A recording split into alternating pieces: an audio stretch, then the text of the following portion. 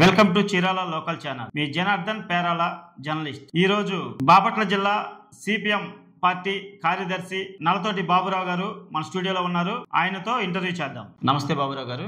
నమస్తే జనార్దన్ గారు. పార్లమెంట్ సాక్షిగా అమిత్ షా అంబేద్కర్ గారి గురించి వ్యాఖ్యానించారు. ఆ మాటలను ఎలా చూడవచ్చు? అమిత్ షా అన్న వ్యాఖ్యలు ఒక విధంగా అతని మనసులో ఏదైతే ఉందో ఆ మనసులో ఉన్న మాటనే వ్యక్తపరిచారు. ఒక విధంగా అసహనాన్ని, అంబేద్కర్ని పార్లమెంట్ లో ఉచ్చరించడానికి పదే పదే ఉచ్చరిస్తున్నారని చెప్పనే అసహనం. ఒక విధంగా బీజేపీ, దాని మాతృ సంస్థ ఆర్ఎస్ఎస్, వీళ్ళకి ఏంటంటే భారత రాజ్యాంగం పట్ల, ఆ రాజ్యాంగం రచించినట్టు డాక్టర్ బిఆర్ అంబేద్కర్ గారి పట్ల ఒక పైకి దాని గొప్పదనం చెప్పినప్పుడు కూడా నోటితోటి మాట్లాడి, నోటితోటి పొగిడి, నొస్సులతోటి ఎక్కిరించిన విధంగా రాజ్యాంగాన్ని ఎంత పొగిడినప్పుడు కూడా రాజ్యాంగం పట్ల వాళ్ళకి వ్యూహాత్మకమైన ద్వేషం, ఆ ద్వేషం ఉంది. ఆ ద్వేషంలో భాగంగానే అంబేద్కర్ ని పదే పదే ఉచ్చరిస్తున్నారనే దాని మీద ఆయన అసహనాన్ని ప్రదర్శించారు. ఈ సందర్భం కూడా ఏంటంటే 75 సంవత్సరాలు భారత రాజ్యాంగం పూర్తి చేసుకున్న సందర్భంగా డిసెంబర్ 16, 17 తేదీలు ప్రత్యేకంగా రాజ్యాంగం మీద చర్చ జరగాలనే పేరుతోటి పార్లమెంట్ లో అట్నే రాజ్యసభలో కూడా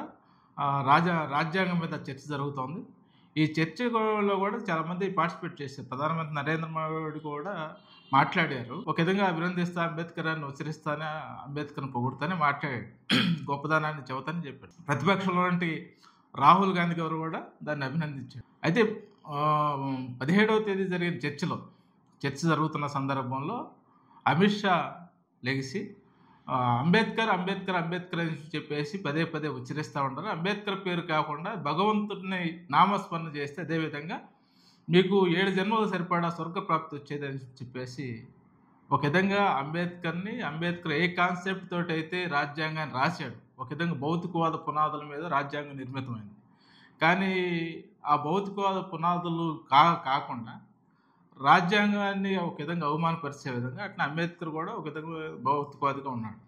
ఆయన అవమానించేది ఒక వ్యంగ్యంగా మాట్లాడి ఒక విధంగా ఆ తర్వాత పార్లమెంట్లోనూ బయట దేశవ్యాప్తంగా కూడా పెద్ద చర్చకి దారితీసింది. అనేక చోట్ల ఆందోళనలు, రకరకాల రూపాల్లో నిరసనలు చేసి అందులో భాగంగానే చీరాల్లో కూడా మేము 30వ తేదీన అంబేద్కర్ స్టాచ్యూ దగ్గర ధర్నా చేసాం. నిన్న ఆంధ్ర రాష్ట్రానికి పర్యటనకు వచ్చిన సందర్భంలో కూడా ఒక రాజ్యాంగబద్ధంగా రాజ్యాంగ పదవుల్లో ఎన్నిక కావటం అని చెప్పాలంటే ఆ రాజ్యాంగానికి లోబడి ఎన్నిక కావాలి. ఆ ఎన్నికైన వ్యక్తి రాజ్యాంగం పట్ల గౌరవం లేకుండా ఆయన రాష్ట్రంలో పర్యటించే అర్హత లేదు. అదేవిధంగా రాజ్యాంగ పదవుల్లో కూడా కొనసాగడానికి అనర్హుడు. కాబట్టి దానికి రాజీనామా చేయమని చెప్పేసి మేము ప్రధానంగా డిమాండ్ చేస్తున్నాం. రాజ్యాంగం పట్ల గౌరవం లేని వ్యక్తి రాజ్యాంగ పదవులు కొనసాగాల్సిన అవసరం. వాళ్ళ వ్యూహాత్మక ఎజెండా ఏదైతే ఉందో వాళ్ళు మనుధర్మాన్ని అమలు చేయాలని అనుకుంటారు. హిందూ రాజ్యం స్థాపించాలనేది ఏదైతే లక్ష్యం ఆ పద్ధతిలో వాళ్ళు అధికారంలోకి వస్తే వాళ్ళు ఏదైనా మాట్లాడుకోవచ్చు. కానీ రాజ్యాంగం ప్రకారం రాజ్యాంగాన్ని గౌరవించే వ్యక్తి రాజ్యాంగ పదవుల్లో కొనసాగాలని మా యొక్క ఉద్దేశం. మీరు మనుధర్మం అన్నారు. రాజ్యాంగానికి మనుధర్మానికి వైరుధ్యం ఏమిటి? రాజ్యాంగానికి ఒక విధంగా మనుధర్మానికి పూర్తి వైరుధ్యం ఉంది, తీవ్రమైన వైరుధ్యం ఉంది. దాదాపు 3000 సంవత్సరాల వారసత్వం కలిగినది చరిత్ర మనువాదానికి ఉంది. 3000 సంవత్సరాల యొక్క మనువాద చరిత్ర అంతా కూడా చరిత్ర, ఆ భావజాలం ఏదైతే ఉందో ఆ భావజాలం ఒక విధంగా ఈ దేశంలో మనుషుల్ని సమానంగా లేకుండా ఒక నిచ్చెన మెట్ల వ్యవస్థలో బంధించేసి ఒకళ్ళు ఎక్కువ తక్కువ అనే ఒక నిచ్చెన మెట్ల వ్యవస్థను రూపొందించింది. అదేవిధంగా కుల వ్యవస్థని రూపొందించింది. ఆ కుల వ్యవస్థకు అనుగుణంగా ప్రజల్లో ఒక తీవ్రమైన అసమానతలకి సృష్టించే విధంగా మనుధర్మ పునాదులు ఏదైతే ఉందో, బ్రహ్మ యొక్క తల నుంచి బ్రాహ్మణులు పుట్టారు, భుజాల నుంచి క్షత్రియులు పుట్టారు, ఉదరం నుంచి వైశ్యులు పుట్టారు, పాదాల నుంచి శూద్రులు పుట్టారు. ఇది ఏదైతే ఉందో ఈ నిచ్చెన మెట్ల వ్యవస్థ, మనిషి ఎవరు పుట్టినా కానీ ఎక్కడి నుంచి తల్లి గర్భం నుంచే ఏ మనిషి పుట్టినా తల్లి గర్భం నుంచి జన్మించాలి. ఆ విధంగా కాకుండా పుట్టుకుని వాళ్ళు ఇది వేరు చేసేసి ఒకళ్ళు ఎక్కువ ఒకళ్ళు తక్కువ అని చెప్పేసి ఆ విధంగా విడగొట్టింది, సమాజంలో విడగొట్టింది. ఆ విడగొట్టడమే కాకుండా రకరకాల వివక్ష రూపాలు ఉండేవి. అట్నే సంపదలో కూడా శూద్రులు అనబడేటోళ్ళు ఎవరైతే ఉండో ఒక కిందగా సంపద సృష్టించేది, చాకరీ చేసే శ్రామిక జీవులు ఎవరైతే వీళ్ళందరికీ ఎవరికి ఏ హక్కులు లేవు. హక్కులు లేకుండా వాళ్ళకి చాకరీ మాత్రం చేయాలి, ఫలితం ఆశించకూడదనే విధంగా వాళ్ళ విధంగా సంపదకి దూరం చేసిన పరిస్థితి ఉంది. ఆ విధంగా ఏంటంటే కొంతమందిని బడికి గుడికి సంపదకి ఈ విధంగా దూరం చేసి అనేక సెక్షన్స్ ఈ దేశంలో ఎక్కువ సంపద శ్రమ చేసే శ్రామిక జీవులు ఎవరైతే వీళ్ళందరినీ సంపదకు దూరం చేసి ఒక విధంగా వివక్ష రూపంలో దూరంగా నెట్టిన పరిస్థితుంది. భారత రాజ్యాంగం వచ్చిన తర్వాత ఈ వివక్షతల మొత్తాన్ని రూపుమాపుతూ అందరికీ సమాన అవకాశాలు కల్పించే విధంగా సామ్యవాద వ్యవస్థ, అందరికీ సంపద పోగేసుకోవడానికి అవసరమైన సామ్యవాద వ్యవస్థ, సోషలిస్ట్ వ్యవస్థ ఉండాలని చెప్పేసి, అందరికీ సమాన అవకాశాలు ఉండాలని చెప్పేసి, అట్నే ఈ దేశాన్ని పరిపాలన చేసే సందర్భంలో ఆర్యుల కాడి నుంచి బ్రిటిష్ వాళ్ళ దాకా అనేక మంది ఈ దేశానికి, భారతదేశానికి వలసలు వచ్చారు. ఆర్యులు కూడా ఈ దేశస్తులు కాదు, వలస వచ్చినట్టు ఆ దేశాల నుంచి వచ్చి వలస వచ్చినట్టు వాళ్ళు ఇక్కడ మూలవాసులు ఎవరైతే ఉన్నారో మూలవాసుల మీద వాళ్ళ భావజాలను రుద్దారు. దేవుళ్ళ పేరుతోటి కావచ్చు, వివిధ రూపాలతో రుద్దారు. ఈ కొండ ప్రజలు వివిధ తెగలుగా, వివిధ మతాలుగా విడబడ్డారు.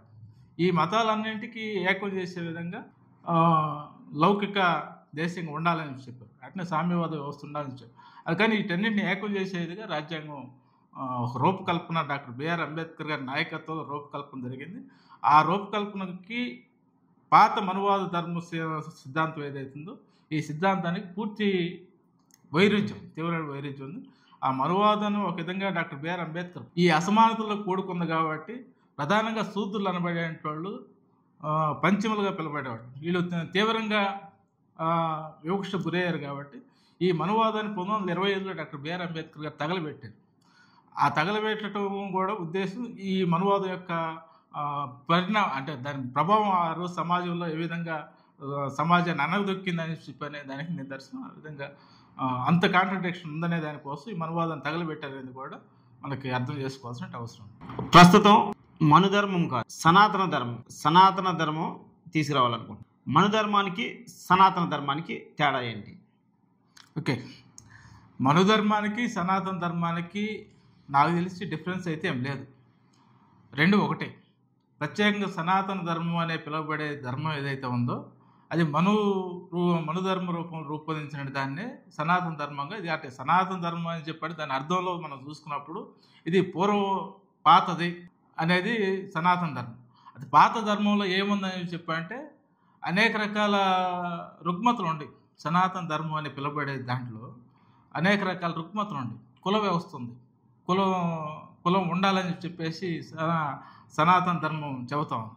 అట్నే మహిళలు హక్కులు లేకుండా చదువుకోకూడదని చెప్పాను. బాల్య వివాహాలు, సతీ సహగమనం, ఇలాంటివన్నీ కూడా మనుధర్మంలో ఏదైతే చెప్పారో ఇవన్నీ కూడా సనాతన ధర్మంలో కూడా ఇవే కొనసాగుతుంది. అదే దానికి దీనికి అంటే అది ముసుకేయడం తప్పితే, సనాతన ధర్మం అనే పేరుతో ముసుకేయడం తప్పితే ప్రత్యేకంగా సనాతన ధర్మం ఏంటి, సనాతన ధర్మం చెప్పనేది స్పష్టత చెప్పలేని పరిస్థితి.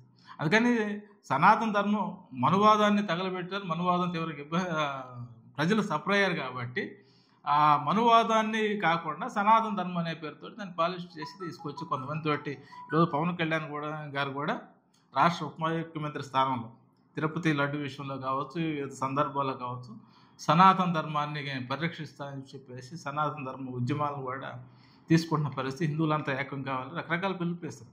ఏకం కావటం, దేవుడిని పూజించుకోవటం, భక్తి ఉండటం ఇది తప్పు కాదు. అదే సందర్భంలో ధర్మం అనే పేరుతో చలామణి అవుతున్నట్టు అసమానతలు ఏవైతే ఉండేవో ఆ అసమానతలు రూపుమాపకుండా, అసమానతల మీద ఫైట్ చేయకుండా, ఈ అసమానతలు అవాస్తవమైనవి కాదు. ఏదైతే సనాతన ధర్మం జ్యోతిరావు పూలే దానికి వ్యతిరేకంగానే పోరాటం చేశారు. అంబేద్కర్ తన యావత్ జీవితంలో అదే పోరాటం చేశారు. ఆ పూలే గారి భార్య సావిత్రిబాయి పూలే ఏదైతే మహిళలకి విద్య అందించకూడదు, చదువుకోకూడదు అనేది ఏదైతే ఉందో దానికి వ్యతిరేకంగా చదువుకోవాలని చెప్పి జ్యోతిరావు పూలే తన భార్యకి చదువు చెప్పి ఆమె ద్వారా స్కూల్ పెట్టించేసి మహిళలకు చదువు చెప్పిన పరిస్థితి. ఎన్ని సనాతన ధర్మంలో భాగం, ఈ సనాతన ధర్మాలలో చలామణి అయినాయంటే మనం ఎన్ని చూస్తే పాత ఎన్ని చూస్తే అవన్నీ సనాతన ధర్మం పేరుతో చలామణిలో ఉండి, అట్నే సతీ సహగమనం, బాల్య వివాహాలు, అట్నే దేవదాసి వ్యవస్థ, కుల వ్యవస్థ, ఇవన్నీ కూడా సనాతన ధర్మంలో భాగం. ఇవన్నీ ఉండాలని కోరుకోవడం అనేది అవసరం తెలిసి మాట్లాడుతున్నా తెలియకుండా వీటన్నింటిని అధిగమించి భారత రాజ్యాంగం ఒక ఉన్నతమైన రాజ్యాంగంగా ఈ ధర్మాలన్నింటికి ఫుల్ స్టాప్ పెట్టే విధంగా అందరూ సమానంగా జీవించాలి, సమానమైన అవకాశాలు అందరికి కల్పించాలనే విధంగా సమధర్మాన్ని చెప్పేదిగా భారత రాజ్యాంగం ఉంది. ఆ రాజ్యాంగం కాదని చెప్పేసి ఈరోజు సనాతన ధర్మం కాపాడతామని చెప్పంటే మనువాదాన్ని తీసుకొచ్చి ముందు పెట్టిన తప్పితే ఇంకోటి లేదని చెప్పేసి మేము అభిప్రాయపడతాం. రాజ్యాంగం వచ్చి 75 సంవత్సరాలు పూర్తయింది. వివక్ష అనేది ఇంకా కొనసాగుతూనే ఉంది. వివక్ష అనేది ఎప్పటికీ రూపుమాపబడుతుంది. అంటే వివక్ష రూపుమాపటం అని చెప్పంటే ఒకటి సామాజికంగా, సాంస్కృతికంగా, ఆర్థికంగా అన్ని రంగాల్లో సమానత్వం సాధించినప్పుడే వివక్షత అనేది పోద్ది. అంటే డాక్టర్ బిఆర్ అంబేద్కర్ గారు రిజర్వేషన్ ద్వారా అంటే ఇతర దేశాలు కొన్ని చోట్ల దీన్ని కాంపన్సేషన్ అంటారు. అంటే ఇందాక నేను చెప్పినప్పుడు మన ధర్మంలో దళితులు శూద్రులుగా పిలువబడేటోళ్ళు వాళ్ళు ఆస్తి సంపాదించుకోవడం, చాకరి పాత్ర చేయాలి, ఫలితం వాళ్ళది కాదు, దయాదాక్షిణాల మీద ఆధారపడాలి. చాలా కాలం 3000 సంవత్సరాల పాటు ఈ విధంగా సంపదకు దూరమైన సెక్షన్స్ని వాళ్ళు సంపాదించుకోవచ్చు అనేది రాజ్యాంగం. అంతేకాకుండా దానికి కాంపన్సేషన్ అంటే రిజర్వేషన్స్ రూపంలో వాళ్ళకి ప్రభుత్వ ఉద్యోగాల్లో ప్రభుత్వే రిజర్వేషన్ కల్పించేసి వాళ్ళు ఆర్థికంగా ఎక్కదీయాలని చెప్పేసి లక్ష్యం పెట్టుకుంది. ఆ లక్ష్యాన్ని కనుక మనం ఆచరణలో చూస్తే రిజర్వేషన్ ఫలాలు పూర్తిగా అమలయ్యని చెప్పాలంటే పూర్తిగా అమలు కాల.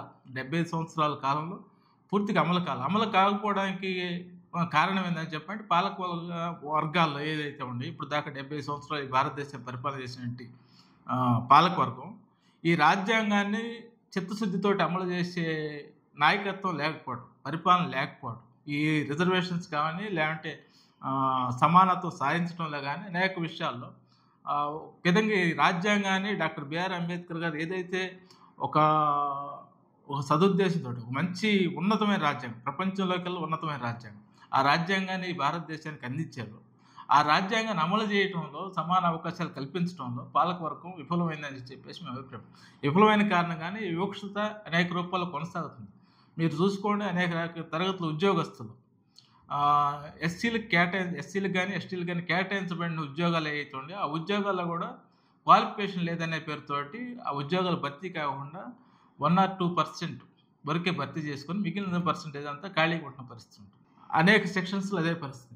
ఎక్కడ వీళ్ళు ఉంటున్నారని చెప్పంటే చివరికి స్వీపర్స్ గాను, పంచాయతీ కార్మికులు, మున్సిపాలిటీ కార్మికులు, ఒక క్లాస్ 4 ఎంప్లాయీ సెక్షన్లో దళితులు ఈ సెక్షన్స్ ఏదైతే ఉండేవో ఏదైతే నిచ్చెన మెట్ల వ్యవస్థలో ఈ లేయర్ ఏదైతే ఉండో అంటే శూద్రులకు పిలువబడే వాళ్ళు ఎవరైతే ఉందో ఈ ప్రభుత్వ ఉద్యోగాల్లో కూడా ఈ లేయర్ కానీ వీళ్ళు ఉన్నారు, ఉన్నతమైన పదవుల్లో రాకపోవడానికి కారణం ఏంటని చెప్పంటే వీళ్ళు ఆ స్థాయిలో ఎక్క తీసుకోవడానికి ఆ రిజర్వేషన్ చిత్తశుద్ధితో అమలు చేయడంలో విఫలమయ్యారని చెప్పేసి అభిప్రాయపడుతున్నాం. ఆ కారణంతో ఇంకా వివక్షత కొనసాగుతుంది, కులం రూపుమాపబడలేదు.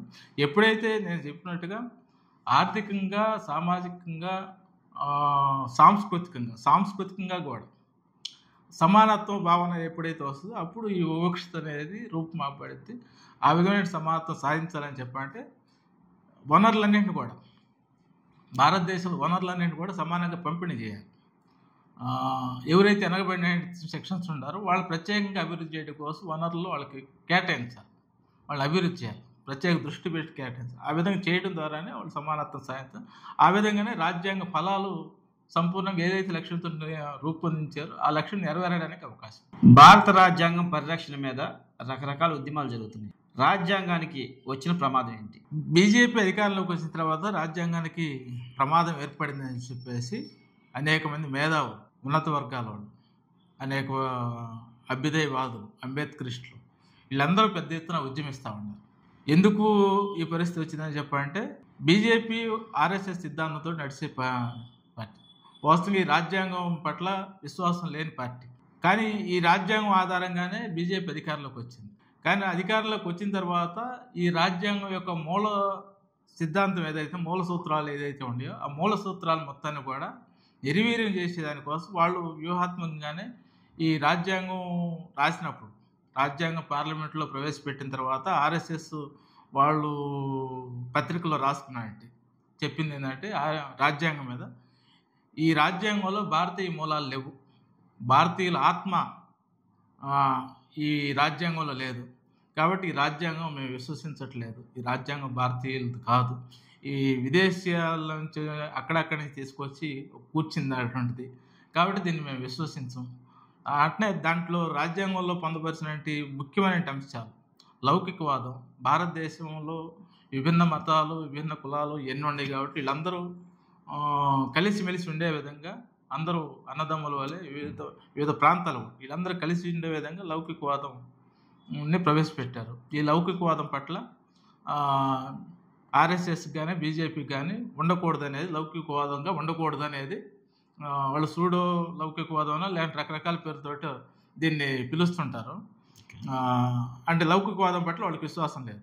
రెండోది ఫెడరల్ వ్యవస్థ. మన భారతదేశం వివిధ ప్రాంతాల్లో వివిధ రాష్ట్రాల సమైక్య వ్యవస్థ. ఈ రాష్ట్రాల్లో వివిధ సంస్కృతులు ఉన్నాయి, వివిధ భాషలు, వివిధ ప్రాంతాల యొక్క కల్చర్, ఇదంతా ఇవ్వడం వాళ్ళ స్వతంత్రం కాపాడుకునే విధంగా రాజ్యాంగంలో ఫెడరల్ రాజ్యాంగ వ్యవస్థను రూపొందించారు. దీని పట్ల వాళ్ళకి విశ్వాసం లేదు. ఈ ఫెడరల్ రాజ్యాంగాన్ని, ఈ ఏకీకృత అఖండ భారత్ ఉండాలి. అఖండ భారత్ అని చెప్పంటే వాళ్ళు చెప్పి అఖండ భారత్ బ్రిటిష్ వాళ్ళ కాలంలో ఇటు పాకిస్తాను, శ్రీలంక, నేపాల్, బర్మా, బంగ్లాదేశ్ ఎన్ని కలుపుకొని ఏదైతే ఉందో ఈ అఖండ భారత్ మొత్తం ఇది మొత్తం హిందూ భారతదేశంగా, హిందూ స్టేట్గా ఉండాలనేది వాళ్ళ లక్ష్యం. అందుకని దీని పట్ల కూడా వాళ్ళకి ఫెడరల్ వ్యవస్థ పట్ల ఇది లేదు. ఇంకోటి సామ్యవాదం, అంటే అందరికీ సమాన అవకాశాలు ఉండాలి అనే లక్ష్యం ఏదైతుందో ఈ లక్ష్యానికి వాళ్ళు విరుద్ధమైనట్టు. ఈ నిచ్చెన మెట్ల వ్యవస్థ ఉండాలి అంటే బ్రాహ్మణులు ఆద్యులుగా ఉండాలి, తర్వాత మిగిలిన వాళ్ళందరూ ఏదైతే వ్యవస్థ ఉందో నిచ్చెన మెట్ల వ్యవస్థ ఉందో ఆ విధంగానే ఉండాలి, కులం ఉండాలి అనేది చెప్పేది. ఇవన్నీ కూడా బీజేపీ మాతృ సంస్థ అయినట్టు ఆర్ఎస్ఎస్ వాళ్ళు సైద్ధాంతికంగా ఉన్నట్టు అంశాలు, ఈ సైద్ధాంతిక అంశాలు బేస్డ్గానే ఇప్పుడు రాజ్యాంగంలో ఎన్నిటికీ వ్యతిరేకంగా వాళ్ళు ఉంటారు. అందుకని దానికి అనుగుణంగానే ఈ కాలంలో ఇంకోటి దీంట్లో ప్రజాస్వామ్య వ్యవస్థ కూడా ఒక కీలకమైనది. వీటన్నింటిని మార్చడం కోసం కీలకంగా ప్రయత్నం చేస్తున్నారు. వాటిలో ప్రధానమైనది ఈరోజు ప్రజాస్వామ్య వ్యవస్థ. ఇప్పుడు ప్రధానమంత్రి మోడీ గారు కానీ అమిత్ షా గారు వీళ్ళందరూ భారత పార్లమెంటరీ వ్యవస్థ ద్వారానే రాజ్యాంగబద్ధంగా ఎన్నికల ద్వారా ప్రజాస్వామ్య వ్యవస్థలు ఎన్నిక కాబట్టి మంత్రులుగా ప్రధానులుగా వాళ్ళు కొనసాగుతుంది. కానీ ప్రజాస్వామ్యం ఉండకూడదు, ఏకస్వామ్య వ్యవస్థ ఉండాలి, ఈ దేశంలో హిందువులే ఓటర్లుగా ఉండాలి, మిగిలిన మతాల వాళ్ళు ఓటర్లుగా ఉండకూడదు, వాళ్ళకి ఓటు హక్కు ఉండకూడదు, మైనారిటీస్గా ఉండాలి, హిందువుల యొక్క దయాదాక్షాల మీద ఆధారపడి ఉండాలి, కాబట్టి ప్రజాస్వామ్యం ఉండకూడదు అనేది వాళ్ళు చెప్పారు. దానిలో భాగంగానే దాన్ని ప్రజాస్వామ్యాన్ని నిర్వీర్యం చేయడం కోసం ఈ కాలంలో అనేక రకాల ప్రయత్నాలు చేశారు. ఇప్పుడు కొత్తగా జమిలీ ఎన్నికలు తీసుకొస్తున్నారు. జమిలీ ఎన్నికలు తీసుకొస్తే జమిలీ ఎన్నికల ద్వారా దేశమంతా ఒకేసారి ఒకే దేశం ఒకే ఎన్నిక ఉండాలని వాళ్ళు చెబుతున్నారు. కానీ ఇక్కడ దానికి విరుద్ధంగా ఉంది ప్రజాస్వామ్యం అనేది. ఈ రాష్ట్రాల సంస్కృతులు, ప్రాంతాలు, వివిధ పరిస్థితులు, రాజ్యాంగంలో దానికి విరుద్ధంగా ఉంది. కాబట్టి ఈ జమిలీ ఎన్నికల ద్వారా దీన్ని ఈ ప్రజాస్వామ్యాన్ని నిర్వీర్యం చేయటం అనేది నేను ఎందుకంటున్నా చెప్పండి. కొంతమంది మేధావులు కూడా ఈ జమిలీ ఎన్నికలను సపోర్ట్ చేస్తున్నారు చెప్పండి. తెలిసి చేస్తున్నారు, తెలియజేస్తున్నారు తెలియదు. కానీ ఈ జమిలీ ఎన్నికల ద్వారా దేశమంతా ఒకేసారి ఎన్నికలు జరిగితే రాష్ట్రాల యొక్క అస్తిత్వాన్ని కోల్పోతుంది. ఉదాహరణకి ఆంధ్రప్రదేశ్ రాష్ట్రం, ఈ రాష్ట్రం దేశం ఒకేసారి ఎన్నిక జరిగిన తర్వాత ఈ రాష్ట్ర ప్రభుత్వం మీద ప్రజల్లో అసంతృప్తి వచ్చినాక తిరుగుబాటు చేస్తారు, అసంతృప్తి వస్తుంది. లేదంటే కేంద్రంలో బీజేపీ అధికారంలో ఉంది, రాష్ట్రంలో తెలుగుదేశం పార్టీ అధికారంలోకి వస్తుంది అని చెప్పారు. కేంద్రానికి వ్యతిరేకంగా రాష్ట్రంలో తెలుగుదేశం పార్టీ ఏ ఒక్క పనిని కూడా చేయలేని పరిస్థితి. ఒకళ్ళు పని చేసింది అనుకో, ఈ ప్రభుత్వం రద్దు చేసే రైట్ అనుకుంటారు. రద్దు చేసిన తర్వాత పరిస్థితి ఏంటి? కేంద్రం ఆధీనంలో ఉండాలి, మళ్ళీ ఎన్నిక జరగకూడదు, మళ్ళీ కేంద్రం ఎన్నికలతో పాటు ఇది జరగాల్సిన అవసరం. అప్పుడు దాకా ఎవరు ఆధీనంలో ఉంటుంది? కేంద్రం ఆధీనంలోనే ఉంటుంది, రాష్ట్రపతి పాలనలో కొనసాగాలి. ఆ విధంగా ఈ ప్రజల యొక్క మనోభావాలు, ప్రజల యొక్క అస్తిత్వం ఏమైపోవాలి? అందుకని అనేక రాష్ట్రాల యొక్క పరిస్థితి. అందుకే ఈ ప్రజాస్వామ్య వ్యవస్థ అనేది ఒక విధంగా వాళ్ళకి ఆటంకమైనది. ప్రజాస్వామ్య వ్యవస్థని నిర్వీర్యం చేయాలనేది వాళ్ళు ఉద్దేశపూర్వకంగా చేస్తున్నాం. అనేక రాష్ట్రాల్లో ప్రజాస్వామ్యబద్ధంగా ఎన్నికైన ప్రభుత్వాలని ఈ కాలంలో మీరు చూస్తే 10 ఏళ్ల కాలంలో 10 ఏళ్ళు బీజేపీ అధికారంలో కొనసాగింది, ఇప్పుడు కూడా కొనసాగుతుంది. అనేక రాష్ట్రాల్లో ఉన్న ప్రభుత్వాలను కూల్చేసి తన అధికారాలను అడ్డం పెట్టుకొని కూల్చేసేసి మైనారిటీ ఉన్న వీళ్ళని బీజేపీ ప్రభుత్వాన్ని ఏర్పాటు చేసిన చరిత్ర మన దేశంలో ఉంది కదా. ఇదంతా కూడా ప్రజాస్వామ్యాన్ని నిర్వీర్యం చేయటం అని చెప్పేసి మనం అర్థం చేయాలి. రెండవది లౌకికవాదం గురించి వీళ్ళు వ్యతిరేకిస్తున్నారు. లౌకికవాదం ఉండకూడదు, హిందువులే ఉండాలి, హిందువుల దేశంగానే ఉండాలి, హిందూ స్టేటే ఉండాలి, హిందువులకి ఓటు హక్కు ఉండాలి, ఆ విధంగానే ఎన్నికలు జరగాల్సి వస్తే హిందువుల ఓట్లతోటి ప్రభుత్వం ఏర్పాటు కావాలి. మిగిలిన వాళ్ళు ఏ విధమైన హక్కులు ఉండకూడదు. అంటే ఒక విధంగా నాజీ సిద్ధాంతం, హిట్లర్ జర్మనీలో ఇదే సిద్ధాంతాన్ని కొనసాగించాడు. ఆ విధమైన ఆ వారసత్వాన్ని వీడు కొనసాగిస్తారు. వాళ్ళ సిద్ధాంతం వీడి సిద్ధాంతం. ఆ విధంగా మైనారిటీస్ ఉండకూడదు. మూడవది ఫెడరల్ వ్యవస్థ, రాష్ట్రాల యొక్క అస్తిత్వం ఉండకూడదు. ఇది మొత్తం కేంద్రానికి లోబడి ఉండాలి. అందుకే కేంద్రానికి లోబడి ఉండే విధంగానే రాష్ట్రాల యొక్క హక్కుల్ని హరించే విధంగా ఈ కాలంలో అనేక రకాల చట్టాలు, మన జిఎస్టీ గురించి మాట్లాడుకున్నాం. జిఎస్టీ, విద్యా విధానం, లేదంటే రకరకాలు ఎన్ని ఈ ఉమ్మడి జాబితాలో ఉండి రాజ్యాంగంలో రాష్ట్రాలు కేంద్ర ప్రభుత్వం యొక్క ఉమ్మడి జాబితాలో ఉన్న అనేక రకాల అంశాలు మొత్తాన్ని కూడా కేంద్రం తన చేతిలో తీసుకొని మొత్తం కేంద్రం పెత్తనం చెలాయించడం, రాష్ట్రాల యొక్క హక్కుల్ని, రాష్ట్రాల యొక్క అస్తిత్వాన్ని గుర్తించకుండా అస్తిత్వాన్ని రద్దు చేయడం, ఇది ఫెడరల్ వ్యవస్థకు ఒక తీవ్రమైన విఘాతం. అక్కడ సామ్యవాదం, అందరికి సమాన అవకాశాలు ఉన్నాయి. ఆ సోషలిజం అనేది పేరింటేనే ఇది కమ్యూనిస్టుల పదం అని చెప్పేసి దాన్ని రద్దు చేయాలని చెప్పేసి పార్లమెంట్ కోర్టులో పిటిషన్ కూడా వేసిన పరిస్థితి. అందుకే ఈ సామ్యవాదం ఉండకూడదు. అంటే సామ్యవాదం అని చెప్పి అందరూ సమాన రాజ్యాంగంలో పొందపరిచిన ఉద్దేశం ఏంటంటే ఈ ఫలాలు ఏవైతే ఉంటే భారతదేశం లాంటి సహజ వనరులు ఏవైతే ఉంటే వీటన్నిటి మీద అందరికి సమానమైన అవకాశాలు ఉండాలి, సమానంగా ఎదిగేదానికి అవకాశాలు కల్పించాలి, సమానత్వాన్ని ప్రతిబింబించేదిగా సామ్యవాదం ఉంటుంది. అది కూడా ఉండకూడదని చెప్పి అందుకని ఇప్పుడు వీటన్నిటికీ ఏదైతే రాజ్యాంగంలో మూల సూత్రాలు ఏవైతే ఉంటాయో ఈ మూల సూత్రాలు అన్నిటికీ కూడా ఈరోజు ప్రమాదం ఏర్పడింది.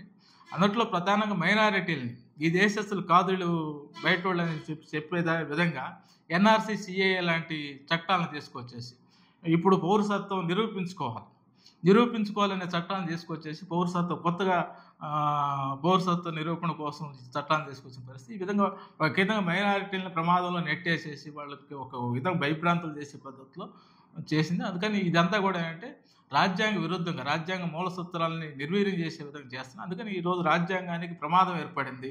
కాబట్టి ఈ రాజ్యాంగాన్ని పరిరక్షించుకోవాల్సిన బాధ్యత రాజ్యాంగ పరిరక్షకుల యొక్క కర్తవ్యంగా స్వీకరించేసి అనేక మంది ఉద్యమిస్తూ ఉన్నారు. ఈ పోరాటంలో విజయమో వేర్స్ వరకు ఈ సంఘాలు, ఈ అభ్యుదయవాదులు తెలుసుకోవాల్సిన అవసరం కూడా ఇప్పుడున్న పరిస్థితులు ఏర్పడింది. వాళ్ళు ఇంకోటి ఏంటంటే ఈ సందర్భంలో మనం చర్చించుకోవాల్సింది, ఆర్ఎస్ఎస్ ఏర్పడి కూడా ఇప్పటికీ 100 సంవత్సరాలు పూర్తి చేసుకున్న సందర్భంలో మొన్న ఈ మధ్యకాలంలోనే వాళ్ళు స్వర్ణోత్సవాలు జరుపుకున్నారు, 100 సంవత్సరాల జరుపుకున్నారు. ఆ సందర్భంలో కూడా వాళ్ళు ఏదైతే ఆర్ఎస్ఎస్ యొక్క లక్ష్యాలు ఏవైతే ఉంటాయి, దాదాపు 11-12 లక్ష్యాలు ఉంటాయి వాళ్ళు భారతదేశం సాధించారు. ఆ లక్ష్యాల్లో దాదాపుగా అన్ని సాధించడం కోసం దగ్గరగా ఉన్నారు. అందుకని వాళ్ళు కూడా సంబరాలు చేసుకునే పరిస్థితి. ఈ పరిస్థితిలో రాజ్యాంగం మరింత ప్రమాదంలో నెడుతున్న పరిస్థితి, రాజ్యాంగాన్ని ఉనికిలో లేకుండా చేసే పరిస్థితి ఉంది. కాబట్టి ఈరోజు రాజ్యాంగాన్ని రక్షించుకోవాల్సిన అవసరం ఉందని చెప్పేసి మనం అర్థం చేసుకోవాల్సిన అవసరం ఉందని చెప్పేసి ఈ సందర్భంగా మీ ద్వారా ప్రజానీకాన్ని కూడా కోరుతాం.